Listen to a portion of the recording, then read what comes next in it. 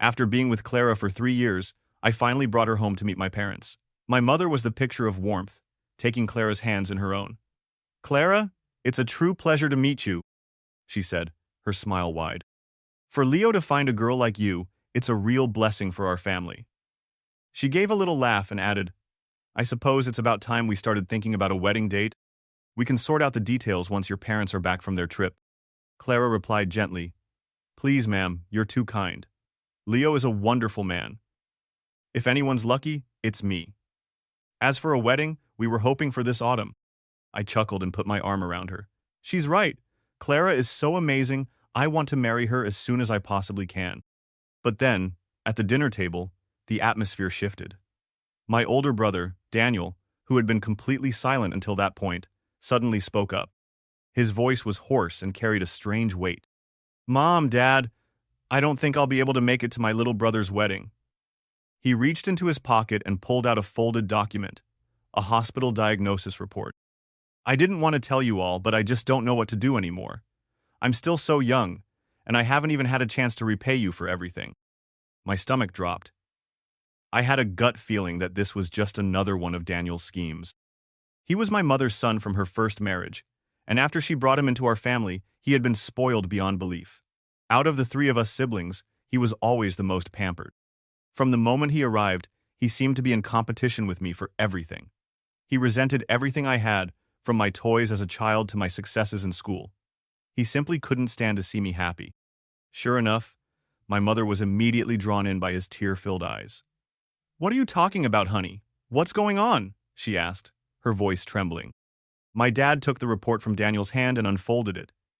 As he read, his hands began to shake more and more. He mumbled, his voice barely a whisper, Stomach cancer." My mother frowned. "Don't be ridiculous. What nonsense are you talking about?" She snatched the thin piece of paper and scanned it herself. A moment later, she gasped in shock. "Daniel, how can this be?" Under the table, Clara felt my hand and gave it a reassuring squeeze. Daniel stood up, managing to look surprisingly calm despite the bomb he'd just dropped. "Mom, Dad, please don't get too upset," he said. My dad looked up, his face etched with confusion. "Daniel, we all get physicals every single year. How could you suddenly have stomach cancer? What is really going on here?" Daniel looked toward the ceiling and closed his eyes, letting a single tear roll down his cheek. He choked out his words. "I don't know either. For the past few weeks, my stomach has been in agony, so I went to the hospital for some tests. They told me it's cancer, late stage," the doctor said. The air in the room grew heavy and cold. My mom asked anxiously, "What did the doctor say? Is it treatable?" My brother continued, his voice cracking. "The doctor said, I have 6 months to live, at most." After he said that, it was as if all the strength drained from his body. He staggered away from the table and walked back to his room in a daze. My mother was the first to run after him, calling out, "Daniel, don't do anything reckless." My dad followed right behind her. My sister Sophie wiped tears from her eyes and turned to us. "I'm so sorry, Leo, Clara. Maybe you two should head home for now. This is all so sudden. We were just hoping for a nice family dinner. Who could have known?" I frowned, holding Clara's hand tightly. "It's all right, Sophie. I'll take Clara home. You go and help deal with things here." In the car on the way home, I sat with a deep furrow in my brow. Clara turned her head slightly to look at me. "Is it really okay for us to have just left like that?" she asked softly. I shook my head, my grip tight on the steering wheel. "It's fine. Are you worried about your brother?" she asked. The car was dark, and in the dim light from the street lamps, the slight arch of her eyebrow made her delicate features look even more beautiful. "I was just thinking," I explained. "How can someone who seemed perfectly healthy just a day ago suddenly be terminally ill? It just feels wrong." If tonight had gone as planned, we would have been happily setting our wedding date. It was meant to be a warm, joyful family gathering, but instead, Daniel had turned it into a tragedy with his announcement. Clara reached over and gave my arm a gentle squeeze. "Don't overthink it. No matter what happens, I'm right here with you." I tried to lighten the mood. "You know, technically my brother is your ex. Are you asking because you're concerned about him?" The truth was, our families were old friends, and our parents had once arranged for Daniel and Clara to go on a blind date. As we talked, I pulled the car into the driveway of her villa. After I parked, I leaned over to unbuckle her seatbelt for her. She leaned in and gave me a soft kiss. "Are you jealous, honey?" she murmured. Her eyes were clear and gentle, and when she looked at me, they shimmered like moonlight on water. I pinched her cheek playfully. "I can't help it. My wife is just too beautiful." She let out a soft laugh and nuzzled her face into my hand. "No matter how pretty I am, I'm all yours," she said, then added, "Besides, at most, Daniel and I had one awkward failed blind date. How does that make him my ex-boyfriend in your mind?" I nodded. My mistake, my mistake. Poor choice of words." She rolled her eyes playfully and held her arms out to me. "All right then, carry me inside." "At your service, my lady," I replied with a smile, lifting her steadily into my arms.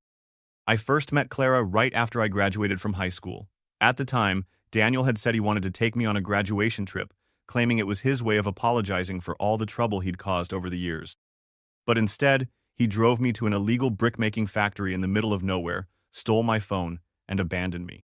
I managed to sneak away when no one was looking, but I found myself in a completely unfamiliar town with no money. After days without food, I collapsed from hunger on the side of the road. That's when Clara found me. She bought me a meal and even loaned me 2,000 yuan so I could get a bus ticket home. I didn't see her again until after I graduated from college. It took me 3 solid months of pursuing her before she finally agreed to go out with me, and we'd been together for 3 years now. What surprised me was that for someone as stunning as Clara, she had never been in a serious relationship before me. That night, long after Clara had fallen asleep, the vibration of my phone on the nightstand woke me.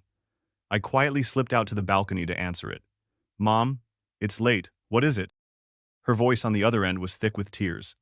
"Leo, you saw what happened tonight? Your brother, he has late-stage stomach cancer. There's no cure."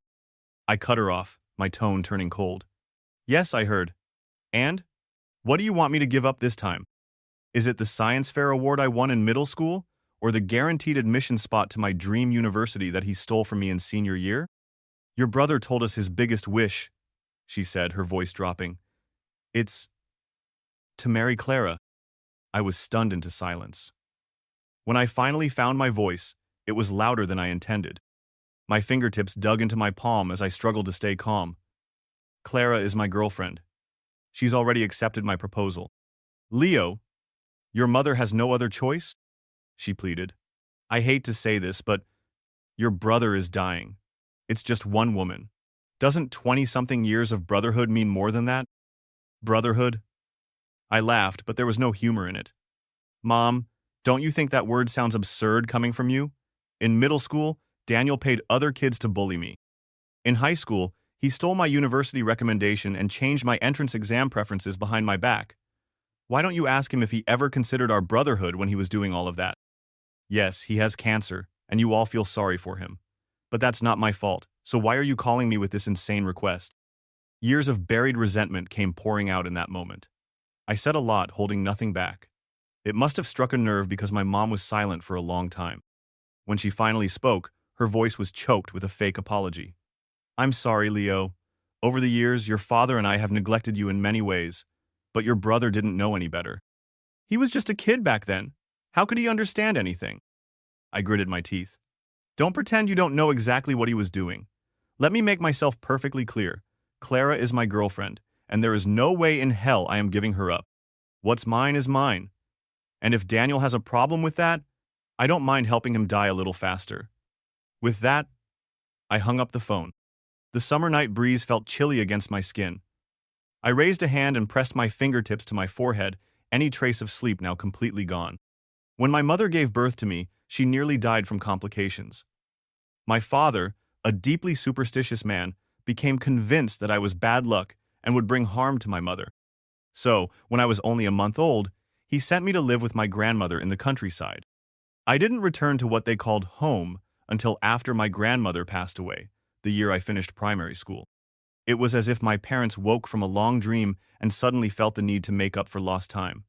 They enrolled me in the city's best middle school, placing me in the same class as Daniel. My mom told him, "Daniel, Leo is new to all of this. Please help take care of your little brother." Daniel, dressed in his designer clothes, handed me a toy race car with a bright smile. Don't worry, Mom. I'm his big brother. I'll look out for him. I was caught off guard by this unexpected kindness. I stared at the toy in his hand and managed a clumsy, grateful smile. He was lively and popular, my sister was gentle, and my parents, though strangers to me, were trying to be attentive. For a little while, it seemed like a warm new home. But the peace didn't last. Soon after I transferred, my entire class began to isolate me with an unsettling, synchronized coldness. Students would mock me. Look at him, so shabby and quiet. How did a guy like him even get into this school? Another would add, yeah, all he does is bury his head in books. Is he trying to prove he's some kind of genius? During recess, they would gather in groups, talking loudly as if I wasn't even there.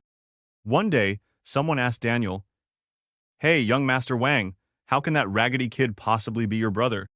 I instinctively glanced down at my cloth shoes and the padded jacket my grandmother had made for me. I said nothing.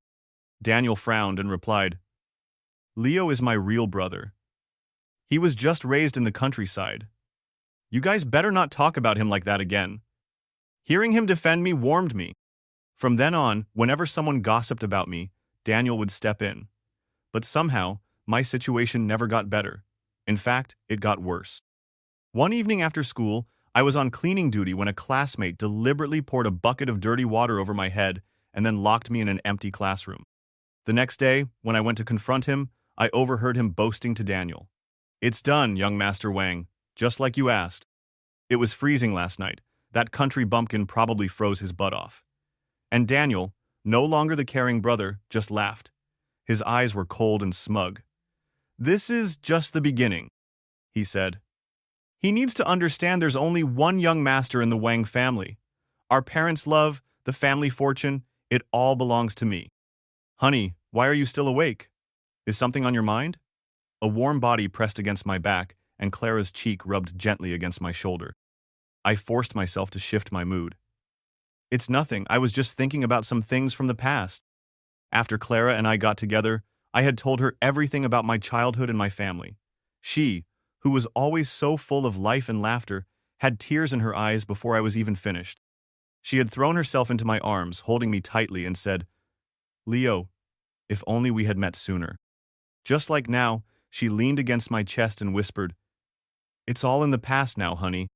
Whatever happens next, we'll face it together." I hugged her tightly and rubbed the top of her head, letting out a muffled, "Mm-hmm."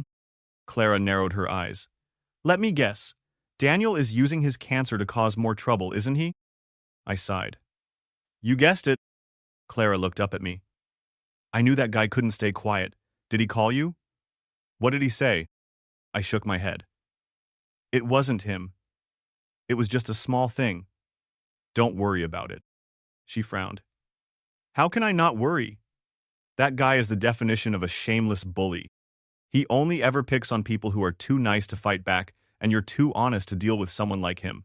She clenched her fist and scoffed. "Why don't you let me handle it? I'll go over there and teach him a lesson he won't forget." I laughed and quickly calmed her down. "Relax. It's my family's business. Let me be the one to deal with it."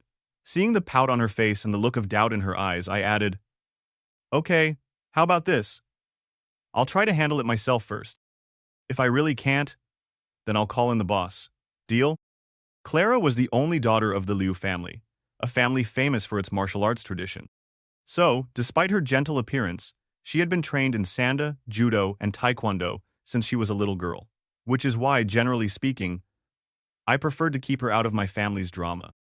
Besides, I didn't want the person I loved most to see the absolute wreckage that was my family. She pouted. "Fine." She furrowed her brows, clearly still reluctant. "But listen, if you can't handle it, don't pretend that you can. You have to call me." I smiled. "Mm-hmm. Don't worry." The next day, right in the middle of a meeting at work, I received a text from my mother. "Leo, Mom wants to apologize on your brother's behalf. The past is the past. Please come home tonight and visit him. He's given up on himself and is refusing to go to the hospital. You should talk to him." I replied with just 4 words. "Not my problem." Then I turned off my phone and went back to work as if nothing had happened. Everything that occurred back in my senior year of high school had made me see my family for what they truly were. Instead of following my father's advice to study engineering, I majored in product design. During college, I partnered with some classmates to open a small design studio, and we eventually launched our own brand. The Wang family had made its fortune in real estate, but they were a middling power in the city's upper-class circles. I had absolutely no interest in the family business. All I ever wanted was to stay out of Daniel's shadow and avoid his endless games. When you're busy, time flies. It wasn't until lunchtime that I noticed over a dozen missed calls on my phone, all from my mom. Annoyed, I simply blocked her number. In 2 months, the country's biggest design competition was set to be held in our city, and I was completely swamped with finalizing sketches and drafts. I had no energy to waste on my absurd family. But I should have known that if I didn't go to them, they would eventually come to me.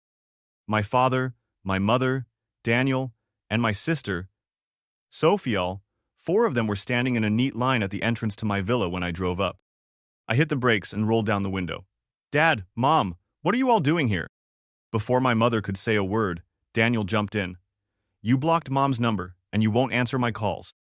Leo, the way you're talking, someone might think we're not welcome here." He looked frail and pale, noticeably more haggard than the last time I'd seen him, as if he had aged years overnight. But seeing him like that, I felt nothing. Not a single ripple of pity. "If you're here to ask me to give up my fiancé," I said flatly, "then yes, you're not welcome." I was about to roll up the window when Daniel reached out and put his hand on the glass to stop me. "Little brother, don't be so cold. No matter what, we're still family." His voice was gentle, his tone sincere, just like it was when I first transferred schools and he'd sling an arm over my shoulder and call me his bro. I let out a sharp, bitter laugh. "Daniel, after all these years, you're still such a damn good actor." His face stiffened for a second. I got out of the car, crossed my arms, and stared at them. "If you have something to say it here. I'm not inviting you inside."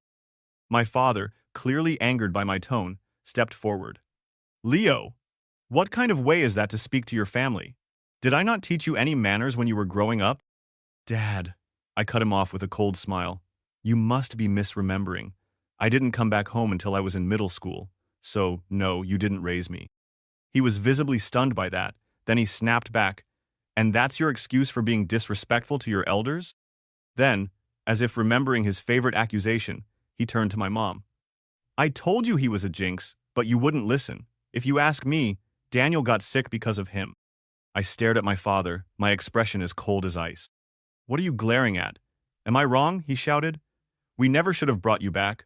Look at how we've spoiled you. Now you're talking back to your own father." My mom quickly held him back. "Would you please just say a little less?" Sophie also stepped forward, frowning. "Dad, that's too harsh. You can't say that about Leo." My mother turned to me, her expression shifting to one of affection. "Leo, your dad just has a clumsy way with words. He didn't mean it like that. Don't take it to heart." She leaned in and took my arm. "No matter how busy you are with work, you still have to eat, right? The housekeeper made your favorite sweet and sour ribs. Come home with me, okay?" This whole performance didn't stir a single emotion in me, other than a rising sense of nausea. My mom grabbed my hand. "You're a piece of my own flesh and blood. How could I not feel pain for you?" After a pause, she asked, "About what I said on the phone? Have you thought it over?" There it was, I sneered inwardly. I pulled my hand away and started to turn and leave. But then, my mother suddenly yanked me back and, with a loud thud, dropped to her knees on the pavement. Tears streamed down her face as she pleaded, "Leo, please, I'm begging you. The doctor said your brother's illness can't be cured. Just treat this as fulfilling his final wish. I'm on my knees for you, isn't that enough?" I was completely taken aback. "What are you doing?" The other 3 were panicking too. My dad was the first to react, shouting, "What are you doing kneeling to him? Is he even worth it?" My mom just cried louder. "I raised Daniel myself. How can I bear to see him like this? I wish I could die in his place.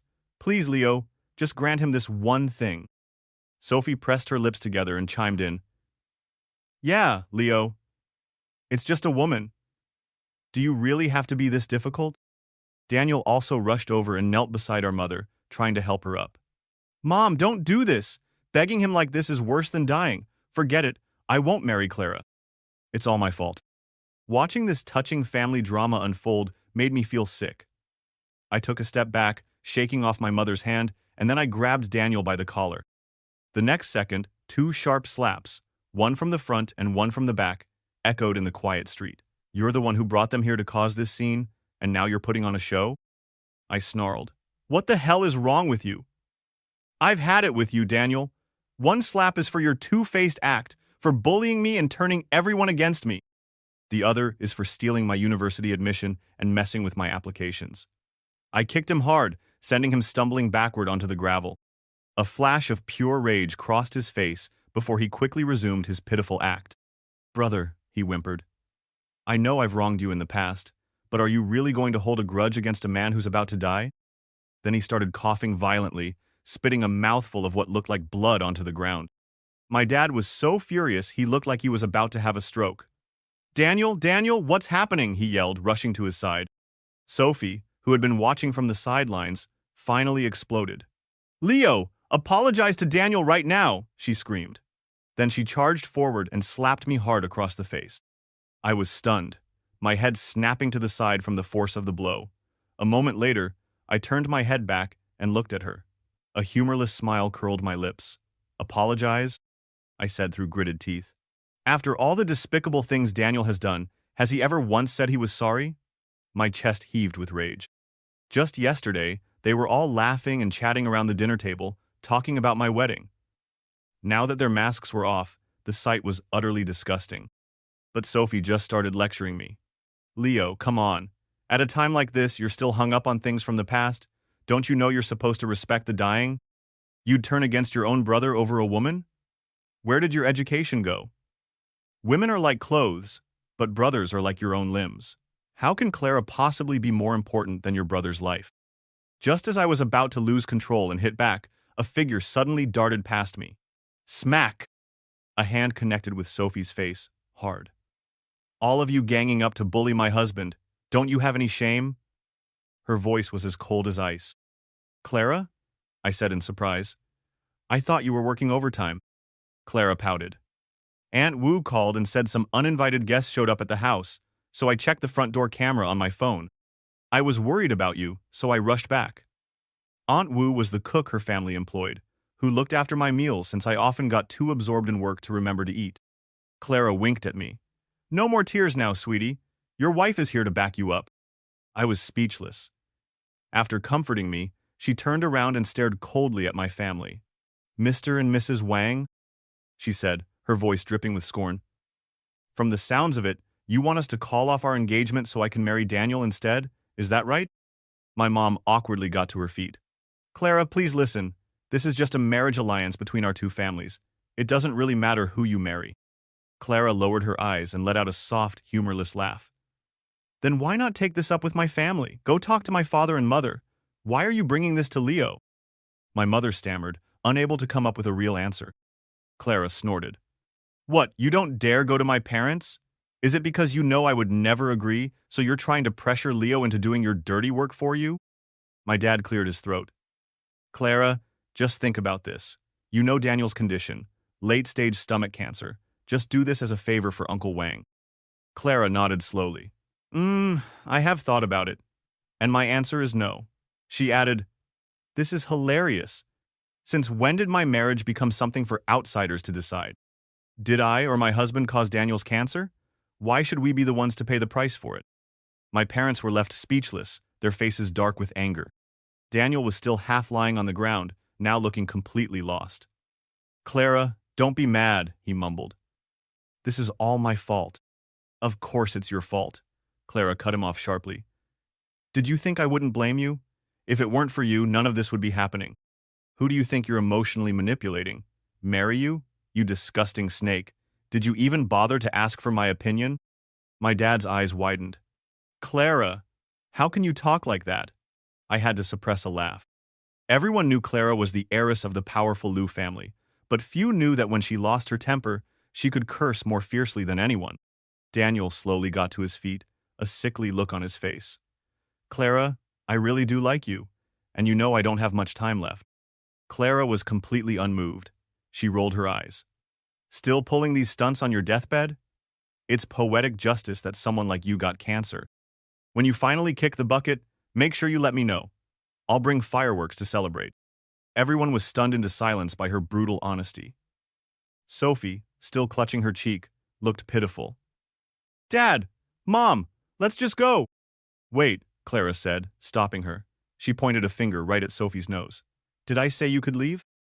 Talking about women are like clothes. You're the cheap clothes here. So pathetic. What, have you been passed around more times than a second-hand item on a resale app?" She continued. "Sophie, my husband is too polite to hit a woman, but I have no such problem. If you ever lay a hand on him again, I can't promise what will happen to you." "Actually," I started to mutter, but Clara cut me off. "And let me say this one more time," she announced, lacing her fingers tightly with mine, as if declaring a sacred vow. "Leo is the one and only husband I have chosen in this life." From an angle no one else could see, I saw Daniel clench his fists in silent rage, his jaw tight and his eyes full of hatred. Clara then turned back to my father. "Uncle Wang, let's be honest. Everyone knows this so-called marriage alliance is just the Liu family doing charity for you. The Liu family is in the tech industry, which has been booming for years. We have no need to sacrifice a daughter in a marriage alliance with the declining Wang family. If it weren't for Leo, I wouldn't have given your family a second glance." Now that the truth was laid bare, my dad's face flushed a deep red. His lips moved, but no words came out. Back inside my house, Clara gently applied medicine to the red mark on my face. Looking at the distinct 5-fingerprint, she puffed up her cheeks in anger. "Your sister is completely out of line. Is she really your biological sister? She hit you so hard." I managed a small smile. "It's fine. I don't really care about her. At least I got to beat the crap out of Daniel and made him cough up blood." "Serves him right," Clara huffed. After she finished with the ointment, she buried her head in my chest, still fuming. "I asked you last night what happened. Why didn't you tell me? Do you know how scared I was today?" "I'm sorry," I said, poking her cheek gently. "First, I really thought I could handle it myself. Second, I guess I was embarrassed." Clara frowned, looking up at me. "Why?" I sighed. "Letting the person I love see the absolute mess that is my family, seeing them behave like wild animals, it's just humiliating." I hesitated for a moment before telling her the truth. She looked up at me, her expression softening. "Don't be silly. You don't get to choose the family you're born into. All I see is that my husband is strong and amazing. He's not someone who just gives in to a toxic family, but someone who chooses to live his own life and keep moving forward. Honey, to me, you're like a shining light. Everything about you is good." Snuggling against me, she added softly, "Besides, I'm your wife. Whatever happens, we face it together. That's what a wife is supposed to do." A warmth flooded my chest, spreading through my entire body. I cupped her face in my hands and gave her a deep, lingering kiss. "Thank you, sweetheart," I said. Clara's eyes sparkled. "Kiss me a few more times, and I might say even nicer things." I pushed her gently away. All right. You're right, I have to keep working hard. I need to get back to the studio." Clara looked pouty, but her face was full of joy. After Mr. Liu heard that my family had tried to force Clara to marry my brother, he was furious. He called my father directly and warned him that if they tried any more of their shady tricks, the Wang family would be permanently blacklisted from the Liu family's extensive list of business partners. Clara asked me if I still wanted to teach my scumbag brother a lesson. I shook my head. "With your dad laying down the law like that, whatever stunts Daniel tries next won't amount to anything. I already beat him up, and karma has apparently given him cancer. He's a dead man walking. Let the heavens take care of him. I have too much on my plate to waste any more energy on him." Clara leaned into me and whispered by my ear with a laugh. "You're too kind. If you ask me, he's not done yet. Guys like him never stop. Who knows what he'll pull next?" Sure enough, just 2 weeks later, Clara and I went to her university reunion. And there, sitting at the table, was Daniel. The moment I met his provoking gaze, I had to admit that Clara was right again, and it had happened much faster than I expected. During the introductions, Clara said, "Anna said we could bring guests today, so I brought my husband along to get a free meal." I joked, "Well, technically, I'm still just the fiancé." Clara clung to my arm and pouted. "I don't care. I say you're my husband. So you are. Out of the corner of my eye, I saw Daniel staring at me, his teeth clenched. The other classmates teased us good-naturedly. One of them said to me, "President Wang, young and successful, and married to our class beauty. You're living the dream." Another added, "Let us know when the wedding is. We all want invitations." I smiled and responded to each of them politely. Then, an untimely voice cut through the chatter. "Wait, really? I thought Clara was Daniel's girlfriend. From the way people talked back then, I thought they were practically engaged." The atmosphere at the table instantly froze. I saw Daniel's face twist with discomfort. I understood immediately what was happening. Just as I was about to say something, Clara pinched my arm gently and turned to the person who had spoken. "Who said that?" she asked, her tone dead serious. "Who said I was his girlfriend? We had one failed blind date at most. Nothing more." The speaker looked embarrassed. "Sorry," he mumbled. "I didn't mean to stir anything up. It's just that back in college, the whole class thought you two were a perfect match. You know, same background, same future, all that talk of marriage." Clara was visibly annoyed. She frowned and swept her gaze across the room. "Who spread such ridiculous gossip?" The silence was suffocating. In the unspoken tension, I noticed one small detail. Daniel had his head down, tapping his fingers aimlessly on the table. That was his tell, his nervous habit when he was guilty. The class monitor sensed the tension and quickly tried to smooth things over. "Come on, everyone, let's not get worked up. It's been ages since we all got together. Let's eat, drink, and not let some ancient history ruin the evening." I patted Clara's hand, which was still wrapped tightly around my arm. All right, it's all in the past. They have your favorite grilled fish tonight. Let me get you a piece." Her frustration melted away instantly. Originally, I just wanted to get through the meal as if Daniel didn't exist, but he clearly came looking for trouble. Halfway through dinner, he chuckled and teased Clara. "You know, sometimes I really do regret it. How could I have let such a great girl get away?" That line made my skin crawl. I set down my chopsticks and said slowly, enunciating every word, "If even a meal can't keep your mouth shut, you'll have a lot more to regret later." The class rep quickly jumped in again. "Come on, Clara's taken now. A bit late for regrets." But Daniel kept going. "Clara, I remember you really like ribs. Here, try some." As he spoke, he picked up a piece of rib with his chopsticks and held it out toward her plate. Everyone at the table froze, their expressions shifting uncomfortably. But Clara, the moment he stood up, had already reached out and covered the serving plate in front of her. "Compared to this place," she said coolly, "I prefer my husband's cooking. It smells way better." Publicly rejected, Daniel's face darkened for a moment. But he had thick skin. He laughed it off and said, "Look at me, someone should slap me. Clara's boyfriend is sitting right here, and I'm just meddling for no reason." His little self-directed play finally came to an end.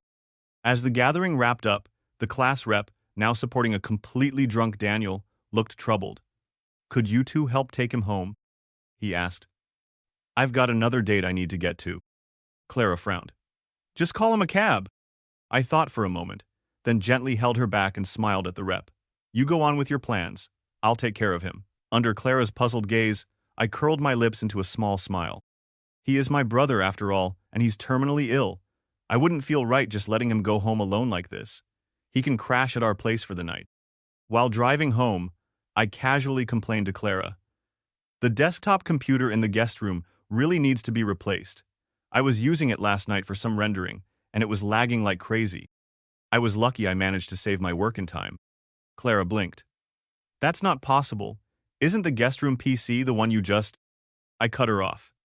"Anyway, it's definitely not running well now. This design competition is a huge deal for us. If anything goes wrong, all of our team's hard work will be for nothing." Clara looked exasperated. "Are you just trying to get a new graphics card? That was a long way to go to ask." Fine, buy it.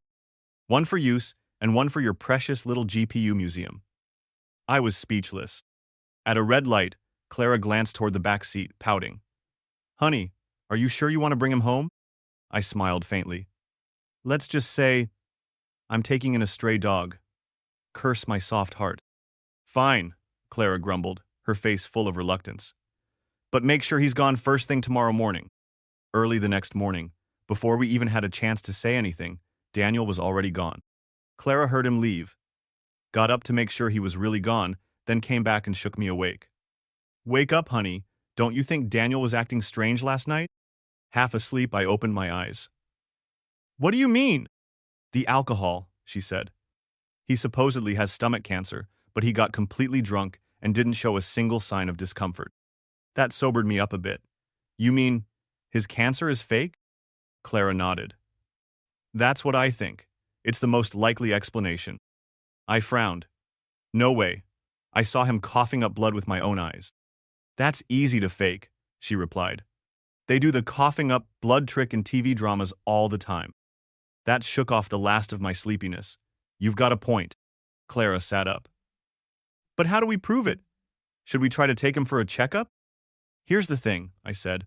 "I remember the logo on his diagnosis report was from the city hospital. If we go there and check their records, we'll know for sure."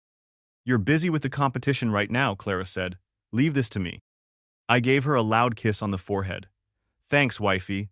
I wouldn't have thought of this without you." That afternoon, while our studio was bustling with activity, my assistant, David, rushed in, his face pale. "Leo, come quick! Someone posted our design drafts online." "What?" Everyone except me screamed in unison, scrambling to their computers. The post had already racked up 30,000 likes and 500,000 views. "Damn it, how did they get leaked?" someone exclaimed. "Leo, what do we do now? How are we supposed to compete like this?" The 4 or 5 newcomers we had just hired looked at me, their faces full of panic. "Everyone, calm down," I said, my voice steady. "Look closely. The drafts that are going around online are just early versions. There's a big difference between those and our final submission." Hearing that, a collective sigh of relief filled the room. "Right," one of them said. "I was so stressed I didn't even check properly." "This won't affect our official entry," I continued, "but we absolutely must find out who did this. David, call the police." When I showed up at the Wang residence with 2 police officers, it was my mother who opened the door. She looked confused, her eyes darting between me and the uniformed men. "What's going on?" she asked. I pushed past her and pointed at Daniel, who was lounging on the couch, scrolling through his phone. "Officers, that's him. He stole my design drafts and leaked them online." The older officer stepped forward. "Daniel Wang, please come with us." Daniel looked up as if waking from a dream. "What are you talking about? This has to be a mistake." The officer explained. "Mr. Leo here has filed a report stating that you committed copyright infringement. We need you to come with us to cooperate with the investigation." "No, wait," Daniel said, starting to panic as he realized the seriousness of the situation. "He just says I did it and that's enough? Do you have any proof?" My mother quickly moved to block the police. "That's right, officers. You need evidence for everything. I know my son. He's not a thief." "Oh, not a thief?" I said. I smiled politely and pulled out my phone, playing the crystal-clear surveillance footage from my guest room, which had captured Daniel's every move. "Then, Mom, how do you explain this?" She watched the short video over and over, her fingers trembling. Finally, in utter disbelief, she asked, "Daniel, did you really steal your brother's designs and post them online?" Daniel was in a full-blown panic now, his feet scrambling on the floor. "Officer, please let me explain. No, Mom, you have to believe me." I crossed my arms and stared at him coldly. "You can explain all you want at the police station." Just before he was taken away, Daniel suddenly snapped. He lunged at me, trying to attack, but the officers quickly restrained him. He shouted furiously, "I get it now, Leo, you bastard. You son of a bitch. You set me up on purpose." On his way out the door, he continued to scream insults and struggle wildly. Driven to the edge, he had dropped all his pretenses and revealed his true face, a shameless thug. The neighbors, drawn by the commotion, came out to watch the scene. It wouldn't be long before Daniel's grand scandal spread through the city's elite circles. Even after the police car had driven away, my mom stood frozen in the doorway, replaying the image of her precious son thrashing around like a madman. How did my Daniel end up like this?" she murmured. Of course, she didn't understand. Because only I knew the truth. No matter how many years of elite education Daniel had received, deep down, he was always just a street punk in a fancy suit. We hired the best lawyer in the country and successfully had Daniel prosecuted. copyright infringement, tampering with my college entrance exam applications, and orchestrating a campaign of school bullying, multiple charges, all tried together. My mother and sister came to my house to plead with me to drop the lawsuit and let Daniel go. As for my father, he was a businessman first and foremost. After one scandal too many, he had long since given up on Daniel. Far from begging for leniency, when he found out the truth, he rushed to the prison and slapped Daniel across the face, furious at the shame he had brought upon the Wang family name. When my mom put on her full performance crying, yelling, and threatening to end her own life, I simply cast the surveillance footage from my phone to the living room TV and played it on a loop to remind them exactly what Daniel had done. Unexpectedly, my mom ignored the video and questioned me instead. "But your brother has cancer. He doesn't have long to live. Do you really want him to spend the rest of his days in a prison cell?" My sister chimed in, "Daniel is the one mom and dad raised and doted on. You've basically ripped out mom's heart." A wave of sheer absurdity washed over me. I asked them, "So what if I did? I'm not her biological child, am I?" That shut them up. After a long, heavy pause, my mom stammered, "That's exactly why we, as a family, need to show more understanding." But even she couldn't finish the lie. She knew how ridiculous she sounded. My heart felt as if it had been submerged in ice. Expressionless, I said, "You don't have to say anything else. If Daniel had the guts to do these things, he should have the guts to face the consequences. He deserves to pay for what he's done. Mom, thank you for raising me all these years.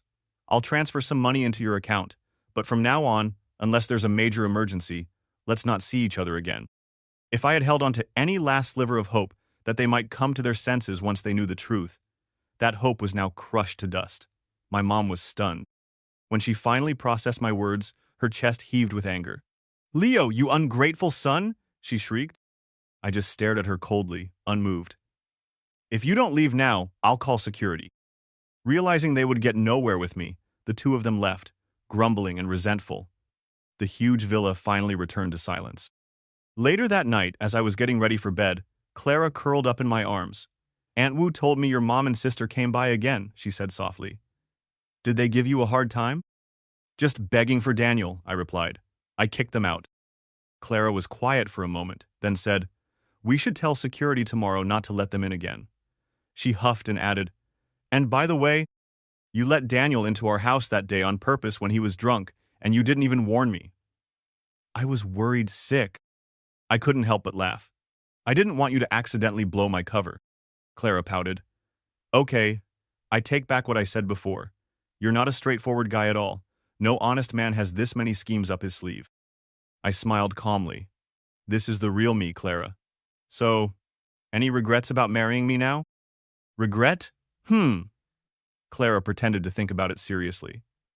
"Can I say I love you even more now?" I was speechless. Honestly, over the years, I had done things like this more than once. When I was being bullied in school, I secretly recorded everything to gather evidence, which led to the worst offenders getting expelled. 1 hour before the deadline to submit college applications, I logged in to discover mine had been maliciously changed. I immediately fixed it and saved screenshots as proof. To be fair, none of Daniel's tricks had ever truly harmed me in the end. So yes, Clara was right. I was definitely not some gullible fool who just sat there and took it. We had long anticipated that Daniel would use his so-called cancer as an excuse to request medical treatment outside of prison. So, before he officially began serving his sentence, we contacted doctors at the city hospital and confirmed that his initial diagnosis report had indeed been forged. We also arranged for a full-body examination for him, intending to expose his lies completely. But the results stunned everyone. Daniel actually did have stomach cancer. Not advanced stage, but early stage. Years of obsessing over how to sabotage me had led him to neglect his health. He stayed up late, drank heavily, and never exercised. Getting sick was only a matter of time. In the hospital room, his face was pale. He lay rigidly in the bed, his eyes lifeless. "Karma never misses," I said flatly. I continued. "When you forged that diagnosis and faked coughing up blood, did it ever occur to you that one day it might all come true?" Daniel's lips moved, and he forced out 2 words. "I lost." I sneered. "You brought this on yourself." He gritted his teeth. But why? He growled, his voice low and full of venom. The one who should die is you, Leo. Suddenly, he exploded, roaring like a cornered animal. What was so wrong with staying in the countryside? Why did you have to come back? You took Mom and Dad away from me. You stole my place as the top student. You should have died. I looked at this raving man without the slightest flicker of emotion. Grandma passed away, I said calmly. That's why I had to come back. But I never intended to fight you for anything. Back in middle school, when Mom tried to make it up to me by buying me tons of new clothes and shoes, I didn't take a single thing. I kept wearing the clothes Grandma made for me. All that rich family nonsense? I never cared about any of it. Daniel stared at me in stunned silence for a full 2 minutes, as if he couldn't process what I'd said. Then, like a madman, he started banging his head against the wall, unable to accept it. Bullshit, he growled through clenched teeth. You know what I hate most about you? I hate your fake noble act. I never even liked Clara that much. I just wanted to take her from you because she was yours. I stood up, looking down at him with contempt. You have some serious psychological issues, I said, scoffing coldly, not wanting to waste another word on him. Just as I stepped out of the room, he screamed after me with all the strength he had left. You don't know, do you? On that graduation trip, I sold you to that illegal brickyard. I wanted you to die. To be gone forever. I turned right back around, walked up to his bed, and punched him hard in the face. Psycho, I muttered. Afterward, I went to see Daniel's attending physician. He adjusted his glasses and said to me, besides his physical illness, the patient's mental state is also quite unstable. Just as I suspected, the moment I saw how deranged Daniel had become, I'd guessed as much. Doctor, I said, please do your best to treat him. Use the best medicine available. Money is not an issue for our family. I gave these instructions with a purpose. After all, only once he was healthy would he have the strength to properly serve his time. And one more thing, I added. Since he's mentally unstable, please keep a close eye on him. Don't let him run wild. The doctor nodded. Don't worry, Mr. Wang. After leaving the hospital, I drove to the biggest arcade in the city center. I didn't go there to play, but just wandered aimlessly among the flashing lights and ringing bells. My mind was a mess of thoughts, jumping from memories of my late grandmother to the long years I'd spent fighting my way through life. Daniel had finally received his punishment. I wasn't exactly happy about it. What I felt more was a deep, profound sense of release. I no longer had to live on edge, constantly guarding against him. Just as I was lost in thought, a sweet female voice came over the arcade's PA system. Little Leo, your mommy is waiting for you at the mall entrance. Don't forget to go find her. I was dazed for a second, and when I realized who was behind the prank, I was speechless. How embarrassing. Fuming, I stormed toward the exit, but the moment I saw that familiar silhouette, all my anger evaporated. She waved at me and tilted her head. Knew you'd be here. I pulled her into a tight hug, my voice hoarse. You're not working today? Clara replied. If even you, the workaholic, took the day off, of course I had to take a break too. Come on, let's go celebrate. Let's have some fun. Celebrate what? I asked. She winked at me. Solving the Daniel nightmare, of course. Isn't that worth celebrating? I looked at her and said clearly, word by word. Thank you, Clara. I stared into her eyes. Meeting you is the best thing that's ever happened to me in this rocky life. Clara looked like she was about to tease me, but instead, her eyes turned red. That's not true, she said softly. Everything good you have, it's not because of luck, it's because you deserve it. 2 months later, Clara and I held our wedding as planned. Under the crisp autumn sky, we took our vows in a solemn church and exchanged rings. My mother was busy taking care of Daniel at the hospital and couldn't have cared less, not that I had invited her anyway. We invited a large group of our friends and classmates to witness our happiness. Sophie sent me a text that just said, "Congrats on the wedding." I didn't reply. My dad did show up, rubbing his hands together awkwardly as he apologized. Son, I know you've been through a lot. It's all my fault for being so superstitious. I knew he was only there because Daniel was now useless to him, not out of any genuine guilt. Maybe I was just completely done with that family, because I replied with a blank face. It's all in the past. And if it was in the past, it had nothing to do with me anymore. The day after the wedding, I took Clara back to the small village where I grew up. We went to visit my grandma, the woman who had raised me for over a decade, who had taught me to be kind but also taught me how to grow a spine. Standing in front of her grave, staring at the gentle black and white photo etched into the stone, Clara and I held hands. "Grandma," I said, "I'm doing really well now, and from here on out, Clara and I will live an even better life. So please, don't worry." A gentle breeze rustled through my hair, and far away, the poplar trees whispered in the wind.